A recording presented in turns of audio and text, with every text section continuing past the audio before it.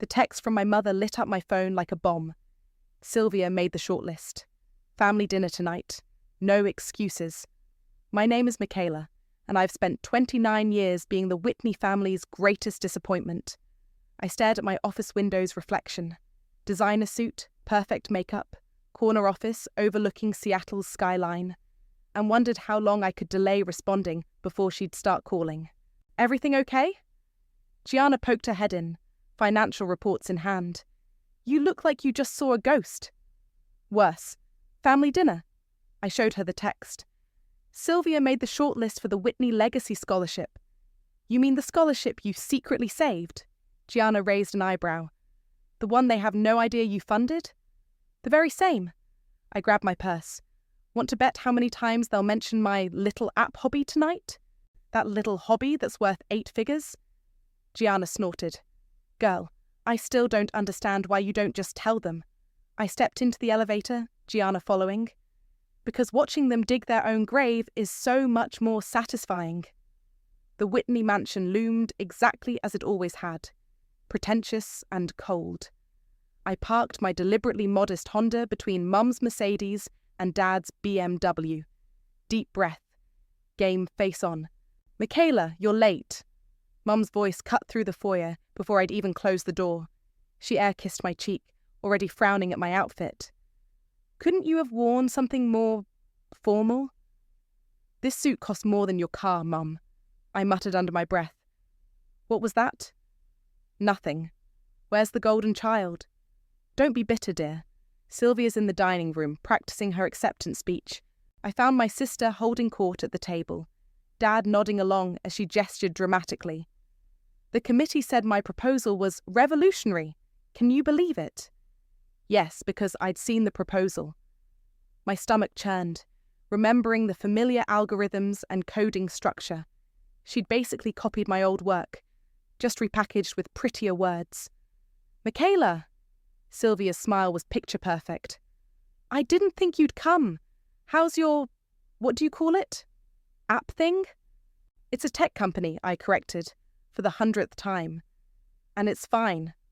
Oh, honey, Mum swept in with wine. You don't need to be modest. We know it's just a small startup. Dad finally spoke up. Have you considered getting a real job? I know some people at Morgan Stanley. I'm good, Dad. I took a long sip of wine. My small startup pays the bills. Speaking of paying, Mum set down her glass with purpose. The scholarship fund needs additional donors. We're expecting family members to contribute. I nearly choked.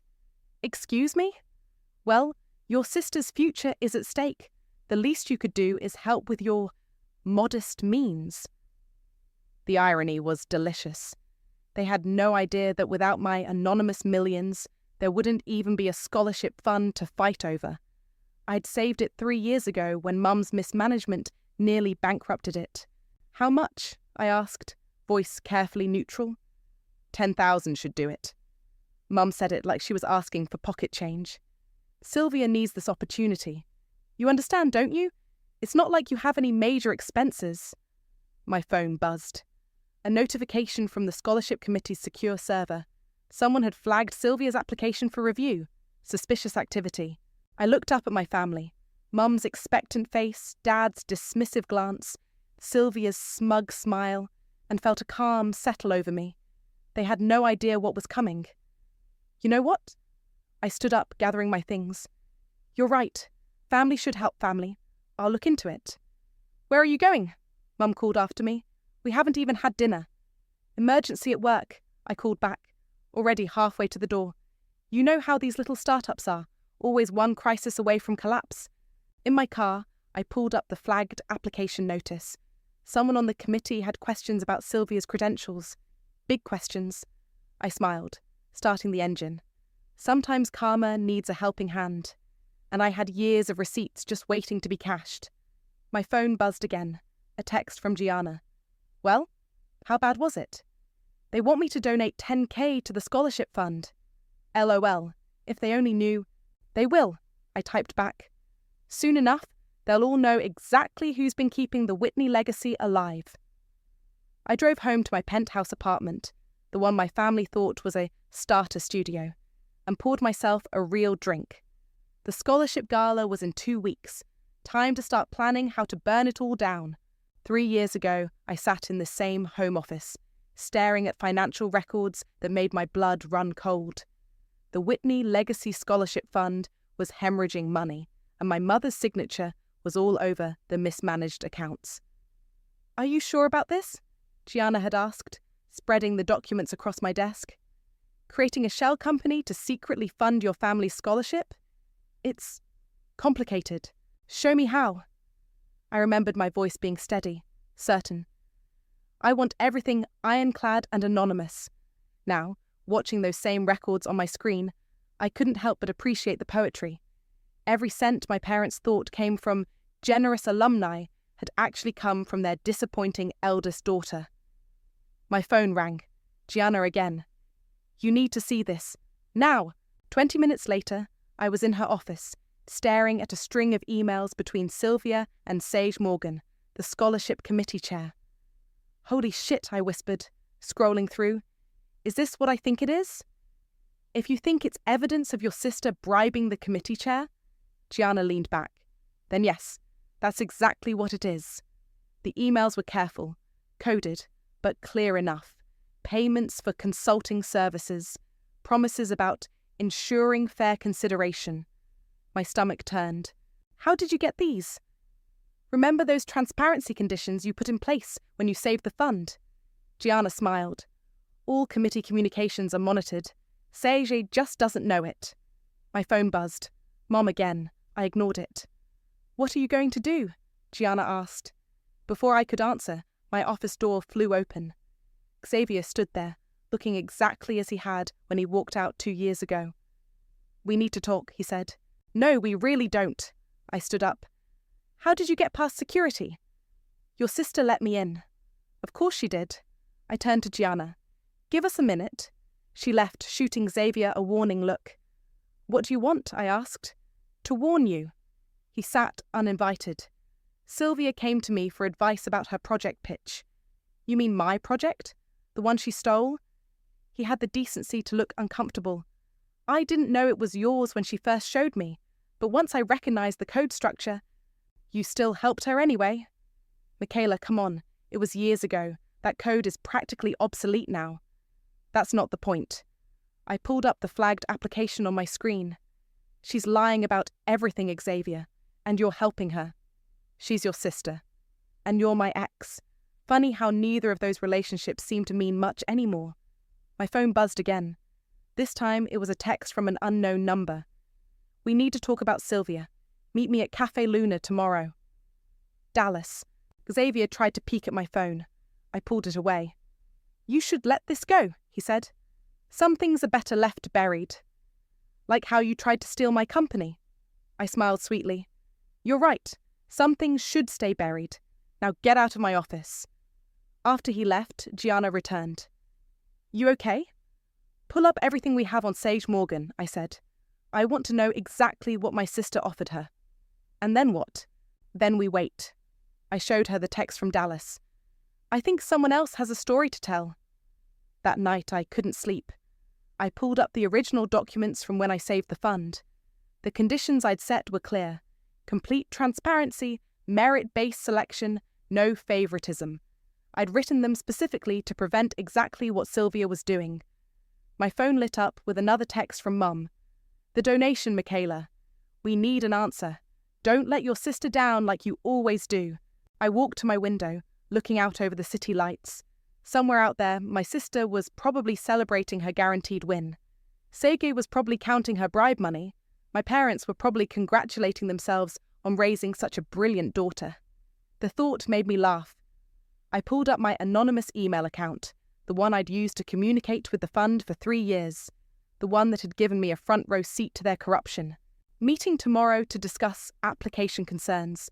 I typed to the committee. "Attendance mandatory. Evidence of irregularities requires immediate attention." I hit send, then called Gianna. "You sure about this?" she asked when I told her the plan. "Once you start this, there's no going back." "They started this," I said. "I'm just finishing it." "The gala's in 2 weeks." "Perfect timing." I smiled into the darkness. Just enough time to watch it all unravel. My phone buzzed one last time. A message from Sage Morgan herself. Whatever you think you know, you don't. Back off. I saved the message. More evidence for the pile. Tomorrow, I'd meet this mysterious Dallas.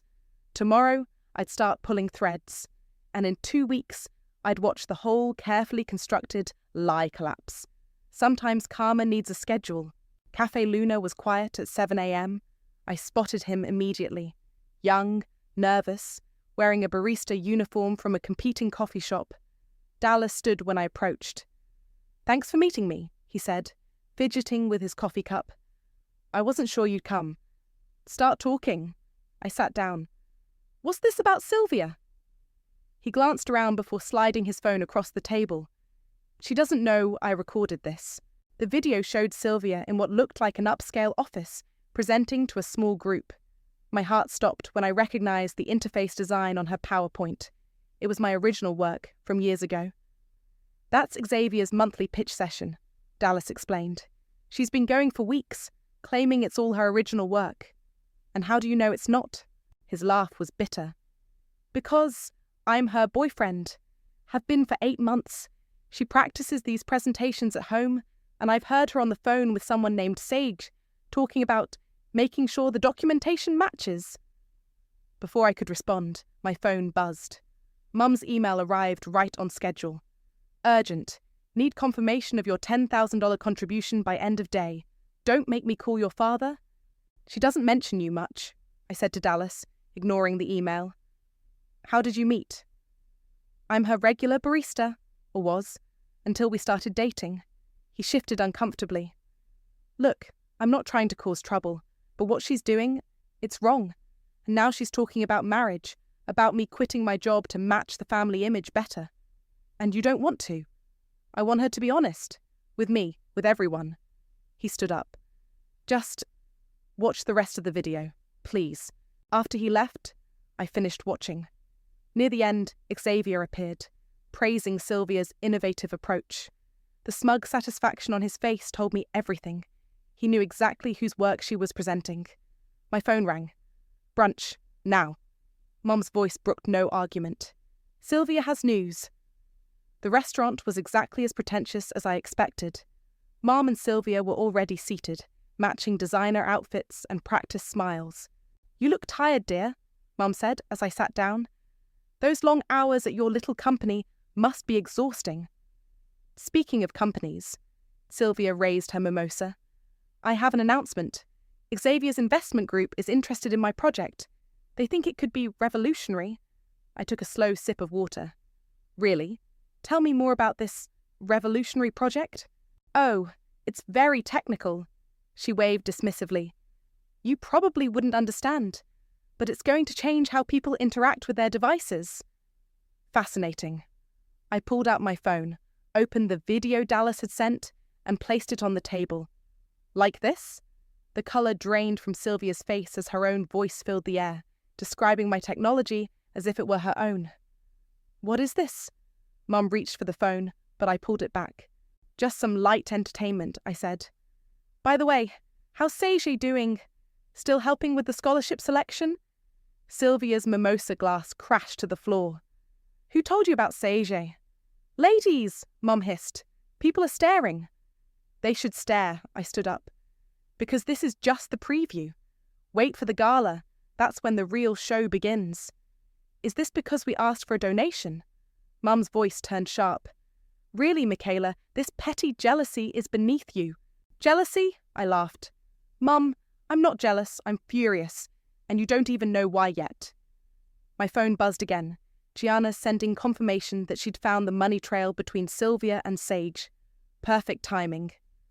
"Check your email, Sylvia," I said sweetly. "I think the scholarship committee has some questions about your application." She grabbed her phone, face going even paler. "This is impossible. Sage promised—" "Promised what?" Mum asked. "Nothing," Sylvia snapped. "Michaela's just trying to ruin everything, like always." I dropped cash on the table for my untouched water. "No, little sister, you did that all by yourself." Walking out, I heard Mum's frantic whispers, and Sylvia's choked sobs. Part of me wanted to turn back, to comfort her like I used to when we were kids, but that Sylvia was gone, replaced by someone who'd steal and lie without hesitation. My phone lit up with a text from Xavier. "Whatever you're planning, don't. Some secrets need to stay buried."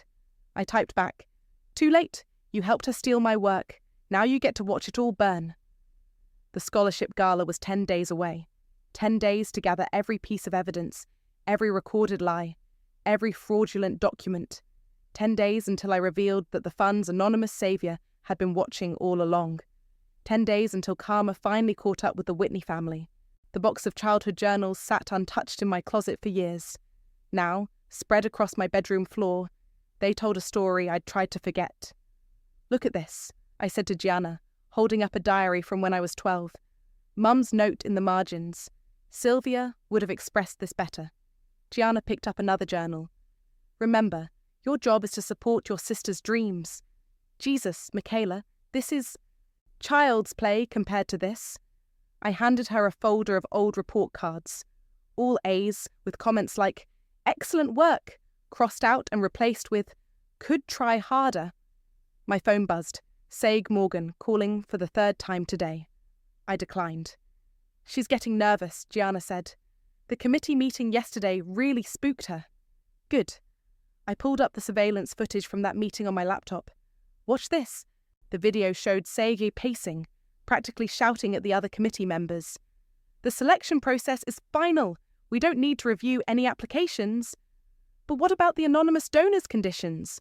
someone asked off-camera. "Screw the conditions. The Whitneys built this foundation."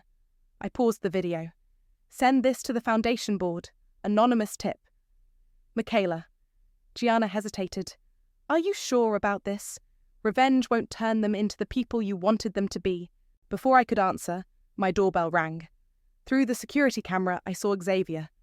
"Don't," Gianna warned, but I was already heading downstairs. He looked terrible, unshaven, expensive suit wrinkled. "We need to talk about Sylvia." "No, we really don't." I started to close the door. "She's planning to announce a partnership with my firm at the gala." He stuck his foot in the door. "Using your technology. And you're just telling me this now, after helping her steal it?" "I didn't." He ran his hands through his hair. "Look, she showed up with the plans, said she'd developed them independently. By the time you realized, you thought it was too late to back out." I laughed bitterly. "Just like when you tried to steal my company 2 years ago." "That was different." "Was it? Because from where I'm standing, you're still trying to profit from my work." My phone buzzed. A text from Dallas. "Sylvia's freaking out. Says something's wrong with the scholarship committee." "Leave, Xavier." I opened the door wider. "And tell Sylvia to enjoy her moment in the spotlight. It won't last long." After he left, I returned upstairs to find Gianna on my laptop, eyes wide. "You need to see this," she said. It was an email chain between Sylvia and Mom, discussing the contingency plan if the scholarship fell through. My name appeared repeatedly, always connected to dollar amounts. "They're planning to sue you," Gianna said quietly. "If you don't give them the money they want, they're going to claim you owe them for years of family support." I should have felt angry, but all I felt was tired. "Forward that to my lawyers."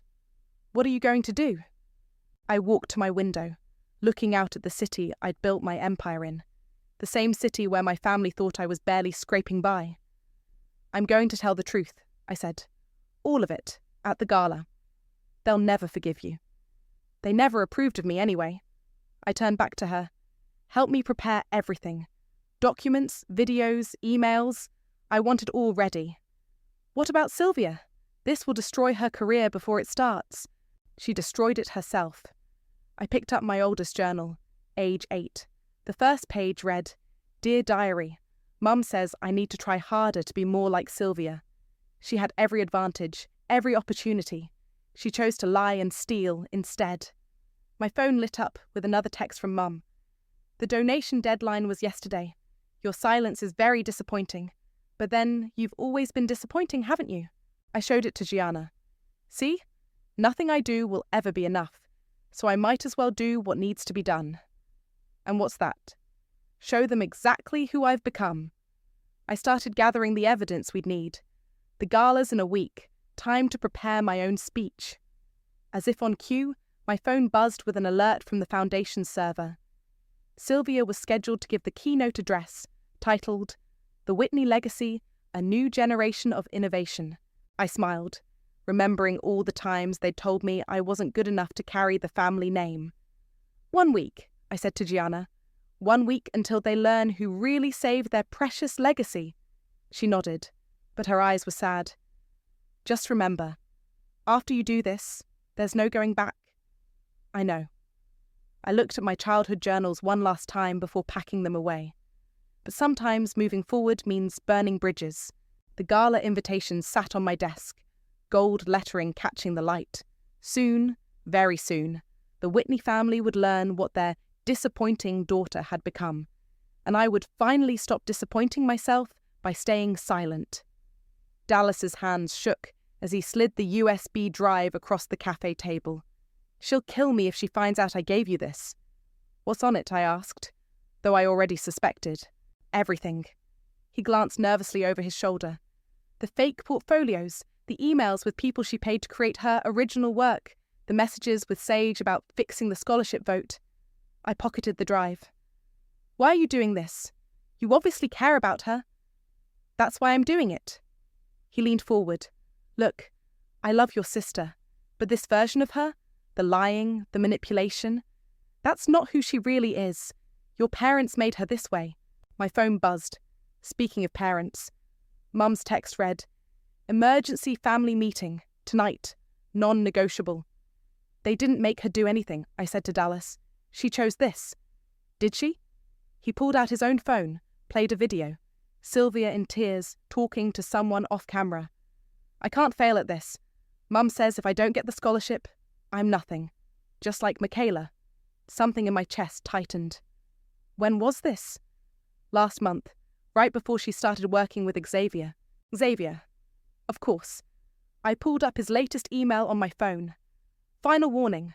Back off, or everyone learns about the offshore accounts." "He's trying to blackmail you?" Dallas asked, reading over my shoulder. "Trying and failing." I stood up. "Thanks for this. And Dallas, get out while you can." The family meeting turned out to be at our old country club. Mum, Dad, and Sylvia sat at our usual table, 3 untouched martinis between them. "Sit," Mum commanded. "We need to discuss your recent behaviour." "My behaviour?" I laughed. "That's rich." "This vendetta against your sister needs to stop," Dad said. "We raised you better than this." "Did you?" I pulled out my phone, played the video Dallas had given me. "Because, from where I'm sitting, you raised her to think she's nothing without your approval." Sylvia's face went white. "Where did you get that?" "The same place I got this." I switched to the footage of her yelling at Sage. "Fix the vote or else." "Really, Sylvia?" "That's enough." Mum slammed her hand on the table. "You're just jealous because your sister has real potential. All you have is that little tech project." My phone buzzed again, Gianna sending an urgent message. "Xavier's calling an emergency board meeting. He's trying to push through Sylvia's partnership before the gala. You know what's funny?" I stood up slowly. "You're so convinced I'm a failure that you can't even see what's right in front of you." "Sit down," Dad ordered. "We're not finished." "Actually, we are." I turned to Sylvia. "You have 5 days until the gala. 5 days to come clean about everything, or I will." "You wouldn't dare," Mom hissed. "Watch me." I started walking away, then turned back. "Oh, and Sylvia? Tell Xavier his blackmail attempt failed. Those offshore accounts he's threatening to expose, they don't exist, unlike the proof I have of his involvement in your fraud." The drive home was interrupted by a call from Gianna. "You need to see the news, now." I pulled over, opened the link she sent. There it was, security footage from the country club, showing my confrontation with my family. Someone had leaked it. My phone exploded with notifications, reporters wanting comments, social media speculation. Xavier calling repeatedly. Then came the text from Sage. "Meeting. Tomorrow, just us." I forwarded everything to my lawyers, then called Gianna back. "How bad is it?" "Bad for them," she said. The video makes them look terrible. People are already asking questions about the scholarship fund. Another call came in. Dallas again. Sylvia's gone off the grid. She's not answering anyone's calls. Let her hide, I said. The truth will come out either way. Back home, I opened my laptop to find an email from Mom. You've finally done it. You've finally proven you're not a Whitney. I hope you're happy with yourself. I was typing a response when a breaking news alert popped up. My heart stopped as I read the headline. Tech entrepreneur's sister accused of intellectual property theft. Whistleblower video reveals family drama behind Whitney Legacy Scholarship. Below was a new video. Sylvia at Xavier's office, presenting my stolen work. The anonymous source had helpfully highlighted all the copied sections. My phone rang one last time. Gianna again. It's happening. Everything's coming out. Good, I said, watching the story spread across social media. Let it burn. The gala was 5 days away, but karma wasn't waiting for an invitation. Sometimes the truth has its own schedule, and sometimes that schedule moves faster than revenge. The gala rehearsal was a disaster. I watched from the back of the ballroom as Sylvia stumbled through her speech for the 3rd time. Again, Mum snapped from the front row. And try to sound less nervous. Nobody wants to give a scholarship to someone who can't even speak properly. Saig Morgan sat 2 rows behind, typing frantically on her phone. Our meeting yesterday had been enlightening. She'd broken down completely, confessing to everything in exchange for immunity from prosecution. Miss Whitney? A stagehand approached me. There's someone asking for you backstage. I found Xavier waiting in the wings, looking desperate. We need to talk. No, we really don't. I turned to leave. The board voted this morning, he said quickly. They're pulling out of the partnership with Sylvia, and they're asking questions about my involvement. Karma's a bitch, isn't it? Please, he grabbed my arm. I can fix this. We can fix this. Together, like before. I yanked away. Like before? You mean like when you tried to steal my company? I made a mistake. You made several. I pulled out my phone, showed him the latest email from his board, including this morning, when you tried to blame everything on my sister. His face went pale. How did you... I'm on your board now, Xavier. Anonymous investor, remember. I've been watching you this whole time. From the stage, I heard Sylvia's voice crack. The Whitney legacy represents excellence. She's going to crash and burn, Xavier said softly. Is that what you want? What I want, I laughed. What I wanted was a family who saw me, who valued me. Instead, I got this. A sister who steals my work, an ex who betrays me, and parents who think I'm worthless. My phone buzzed. Gianna sending the final presentation slides for tomorrow. Everything was ready. You don't have to do this. Xavier tried one last time. Actually, I do. I walked away, then turned back. Oh, and Xavier, the board meeting tomorrow morning? Don't bother coming. You're fired. Back in the ballroom, Sylvia had finally finished her speech. Mum was fussing with her hair, while Dad nodded approvingly. Perfect, Mum said. Tomorrow, you'll show everyone what a real Whitney can achieve. I couldn't help myself. And what exactly has she achieved, Mum? Besides stealing and lying? How dare you? Mum spun around. After everything we've done for you, everything you've done for me? I walked closer. You mean like telling me I'd never amount to anything? Like making me feel worthless so Sylvia could feel special? That's not, Sylvia started. Save it, I cut her off. I saw the video, remember? I can't fail like Michaela. Well, congratulations. You failed even better than I ever could. Dad stood up. That's enough. No, it's not enough. I pulled out my phone, opened my banking app. Want to see something interesting? The anonymous donor who saved your precious scholarship fund? Michaela, don't. Gianna's voice came from behind me. I hadn't even heard her come in. Why not? They wanted to know about my meager salary, right? I turned the screen toward them. Take a look. That's what failure looks like. Mum's eyes went wide at the number of zeros. That's impossible. Is it? Because I have 3 years of receipts that say otherwise. I started walking toward the stage. Tomorrow, everyone will know exactly who's been keeping this family's legacy alive. You wouldn't, Sylvia whispered. Watch me. I reached the podium, ran my hand along the smooth wood.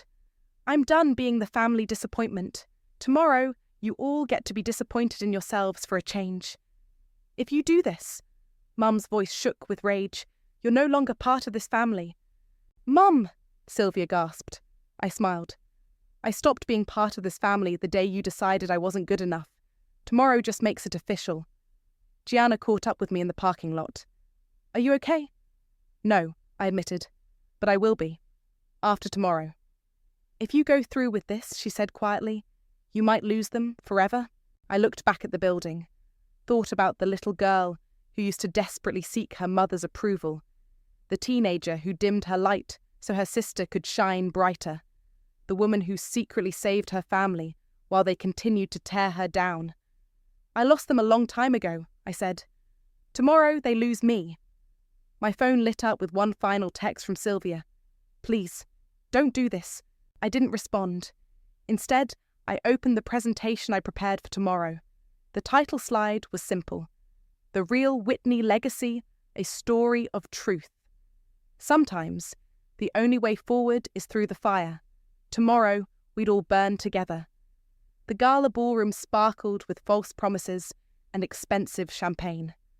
I watched from the shadows as my family held court at the front table. Mom radiant in designer silk, Dad stoic in his tuxedo, Sylvia trembling slightly in her perfect white dress. Ready? Gianna appeared beside me, tablet in hand. Cue up the presentation. I smoothed my black dress, chosen specifically to stand out against Sylvia's white. How many reporters showed up? All of them. She nodded toward the press section. That leaked video really stirred things up. Seiji Morgan took the stage, tapping the microphone. Welcome to the annual Whitney Legacy Scholarship Gala. Tonight, we celebrate excellence. I caught her eye. She faltered slightly, knowing what was coming. And now, she continued, I'd like to introduce this year's recipient, a young woman who exemplifies everything the Whitney name stands for. Please, welcome Sylvia. Actually, I stepped into the spotlight. I think I'll take it from here. The room went silent. Mum half rose from her chair, Dad's hand stopping her. My name is Michaela Whitney. I reached the podium. And I have a story to tell you about legacy. The first slide appeared behind me. Financial records showing the scholarship fund's near collapse 3 years ago. This prestigious fund was bankrupt, I continued, mismanaged into oblivion until an anonymous donor stepped in. Another slide. The shell company documents, my signature highlighted. That donor was me. Gasps rippled through the crowd. The disappointment, the failure, the daughter who would never amount to anything. Stop this immediately, Mum stood up, but security blocked her path. Gianna's doing? But that's not even the best part. I clicked to the next slide. Sylvia's stolen work side by side with my original designs. Tonight's supposed recipient built her application on theft. My work, repackaged as her own? Sylvia burst into tears. Michaela, please. Please what? I turned to her. Please keep quiet while you steal my life's work. Please keep funding your dreams with my meager salary. The next slides played automatically. The damning emails, the bribery evidence, Xavier's complicity. Your sister is obviously disturbed. Mum tried to salvage the situation. She's always been jealous. Jealous? I laughed. Mum, I'm worth more than this entire room combined. Want to see the receipts? The banking records appeared behind me. The room erupted in whispers. That's right, I faced the crowd. While they were dismissing me as a failure, I built an empire. One that's been secretly keeping their precious legacy alive. Security! Dad finally found his voice. They work for me tonight, I smiled. Everything here works for me. The venue? My company owns it. The scholarship fund? I control it. The press? I nodded to the reporters. They've already got the full story. Sage stepped forward. I can confirm everything Ms. Whitney is saying. I provided full documentation of the irregularities in the selection process. You promised, Sylvia screamed at her. Like you promised this was your original work? I clicked to the final slides. Proof of every lie, every manipulation, every betrayal. The room was chaos now. Reporters shouting questions, guests murmuring, my family frozen in horror. So here's what's going to happen, I continued calmly. The scholarship will be restructured. Merit-based, transparent, no more family influence. And Sylvia? She looked up, mascara streaking her cheeks. You're disqualified. For everything. The scholarship, the tech partnership, all of it. Though I'm sure Xavier already told you about the board's decision. You've ruined everything. Mum's voice shook with rage. She stormed toward the stage. You ungrateful! The slap echoed through the suddenly silent room. My cheek stung, but I didn't flinch. 100 cameras captured the moment. No, Mum. I touched my face gently. You ruined everything. The day you decided one daughter was worth more than the other. Michaela, Dad started. Save it. I turned back to the crowd. The Whitney Legacy Scholarship will continue under new management, my management, and it will finally do what it was meant to do. Reward genuine achievement, not family connections. I stepped away from the podium, paused beside my sister. I loved you, Sylvia. All you had to do was ask for help, not steal from me. The tears in her eyes looked genuine now. I'm sorry. I know. I touched her shoulder. But sorry doesn't fix this. Walking out, I heard the chaos erupting behind me. Reporters shouting questions, guests gossiping, my mother's hysterical accusations. But all I felt was peace. Gianna met me at the door. You okay? No, I smiled. But I will be. My phone buzzed one last time. Dallas texting. Sylvia's asking for you. Says she wants to make it right. I turned it off without responding. Some things can't be made right. Sometimes the only justice is the truth. And sometimes that's enough. The morning after the gala, I sat in my office watching the news coverage cycle through the same clips. Mum's slap, Sylvia's tears, Dad's stunned silence. My phone had finally stopped buzzing with messages and calls. Your lawyers want to talk about the restraining order, Gianna said, entering with coffee. And the foundation board is ready to sign the new charter? Any word from Xavier? Besides his resignation letter? No. She sat down. But Sergey sent over everything. Files, emails, recorded meetings. She's really trying to save herself. My office door burst open. Sylvia stood there, still wearing last night's dress, makeup smeared. Security! I reached for my phone. Let me talk, Sylvia pleaded. Please, 5 minutes. I nodded to Gianna, who left quietly. You look terrible, I said. I couldn't sleep. She collapsed into a chair. I kept thinking about everything. All the lies, the stealing, She gestured helplessly. All of it. And I'm sorry. Really sorry. She pulled out her phone, showed me an email. I confessed everything to Xavier's board. The stolen work, the fake credentials, how he helped me. Why? Because you were right. Her voice cracked. About everything.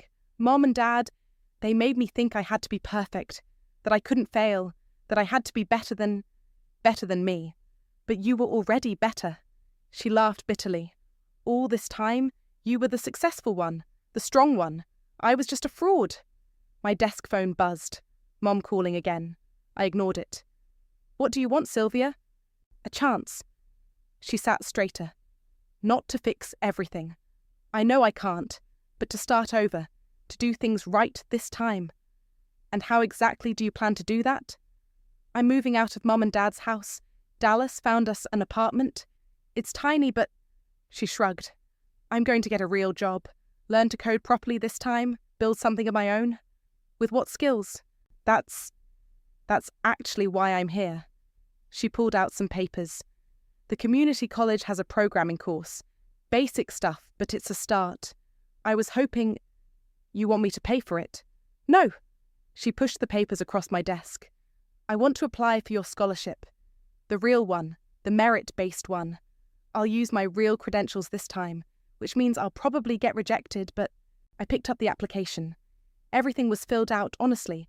Her actual work experience, retail, nothing tech-related, her real education, her true skills. Please, she said quietly. I need to know if I can do this on my own.